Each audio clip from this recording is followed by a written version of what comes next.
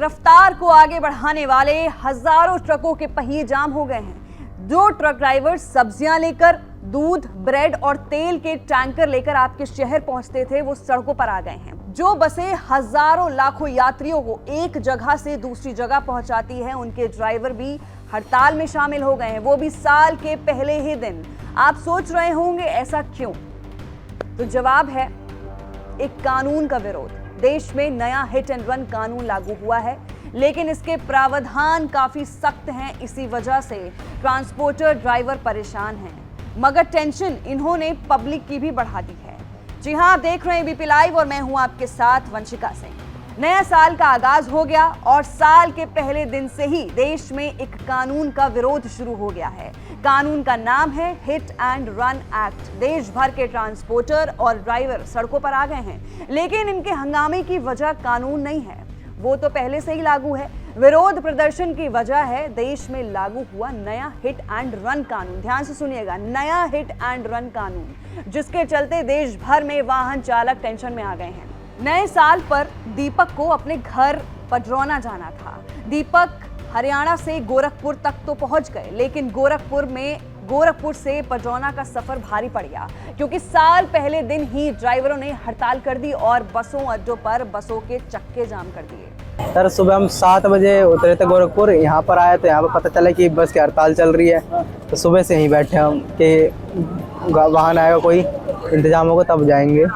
अब क्या करेंगे आप? सर, अभी तो देख रहे हैं, वेट कर रहे हैं, गाड़ी मंगाए घर से, वो आएगी तब जाएंगे। हड़ताल से गोरखपुर में जो हाल था, वैसा ही आगरा बस अड्डों पर भी रहा। सैकड़ों यात्री अपने सफर से लिए बस स्टैंड पहुंचे तो पता चला ड्राइवरों ने कानून के विरोध में ऑल इंडिया हड़ताल छेड़ रखी है, जिसके खिलाफ ड्राइवर हल्ला मचा रहे थे और बस अड्डों पर फंसे मुसाफिर झल्लाने लगे। मुझे एटा जाना है, 12 बजे का खड़ा हुआ हूँ, 2 घंटे का सफर है, 2.5 घंटे ही हो गए मुझे। ऐसे कैसे जाएगा? सरकार के नए नए कानून लेके आती है, क्या है ये? जनता को परेशान करना और कुछ नहीं है। राजीव जिस कानून का जिक्र कर रहे थे, उसका नाम है हिट एंड रन एक्ट। इस कानून का मकसद है खास तौर पर हिट एंड रन केसेस पर अंकुश लगाना, लेकिन प्रावधान जानने के बाद ड्राइविंग करने वालों के कान खड़े हो गए हैं। किसी कानून में अगर कोई खामी है तो सवाल उठना वाजिब है, लेकिन सवाल की बजाय सीधे हड़ताल में फिर से फंस गई पब्लिक। ड्राइवरों ने एक तरफ अपनी बसों के इंजन बंद कर दिए, वो बसें भी रुकवा दी जिसमें मुसाफिर बैठे मिल गए।